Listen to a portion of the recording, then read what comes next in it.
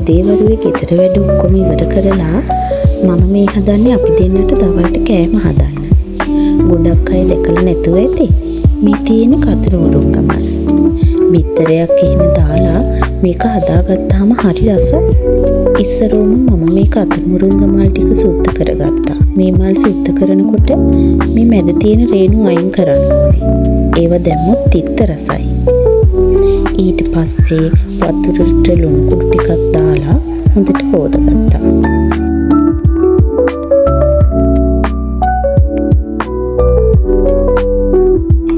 ඒ ටික සෝදලා පැත්තකින් තියලා මම මේ හදන්නේ අපි දෙන්නට ඇති වෙන්න බත උයා ගන්න.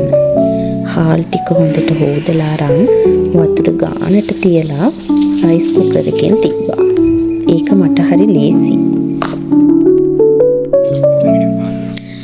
දැන් මේ වට්ටක්ක කෑල්ල හොදලා අරන් කෑලි වලට කපා ගන්නවා.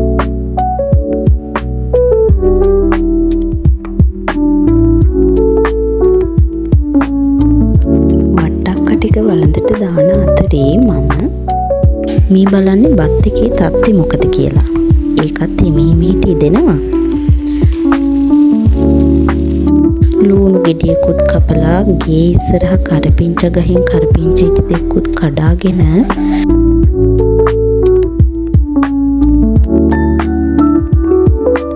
සුදු ලුණු අමු මිරිස් එහෙම කපලා පැත්තකින් තියාගත්තා.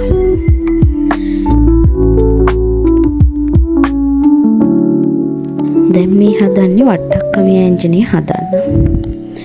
ඉස්සරෝම කපාගත්ත සුදු ලුණු ටික කරපිංච ඉති දෙකක් කපාගත්ත ලුණු දාලා කහ කුඩු ටිකක් ලුණු කුඩු ටිකක් අමු තුන පහ ටිකක් මිරිස් කුඩු චුට්ටක් දාලා හොඳට කලවම් කරගෙන වතුර ටිකකුත් දාලා ලිපින් තියාගත්තා.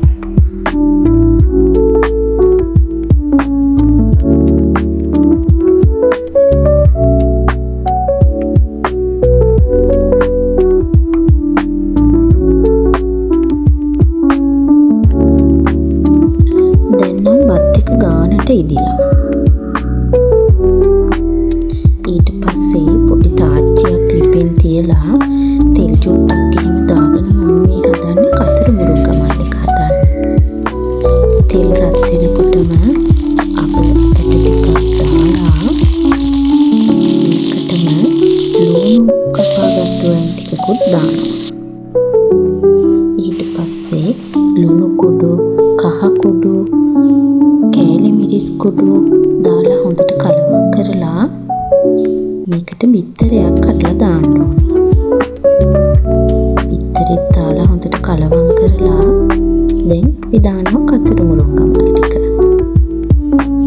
හොඳට කලවම් කරලා වහලා ටිකක් තැම්බෙන්න තියනවා. අපි වට්ටක්ක එකක් දැන් හොඳ ගානට තැම්බිලා. ඒකට පොල් කිරි ටික දාගනිමු. දැන් නම් වට්ටක්ක එකෙන් හොඳ සුවඳක් එනවා. මේ තියෙන්නේ බල කරවල. තෙල් චුට්ටක් තාච්චියට දාලා මම හදන්නේ කරවල ටික බැද ගන්න.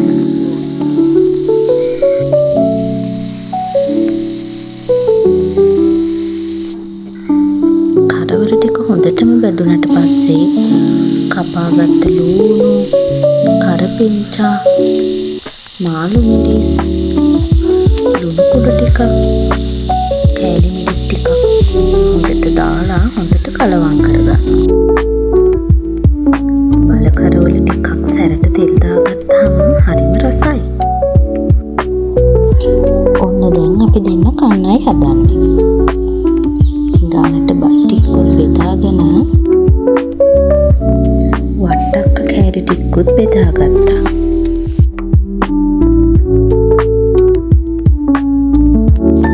දැන් මේ බෙදන්නේ අපි හදාගත්ත රසම රස කතර මුරුංගමල් ව්‍යංජනය.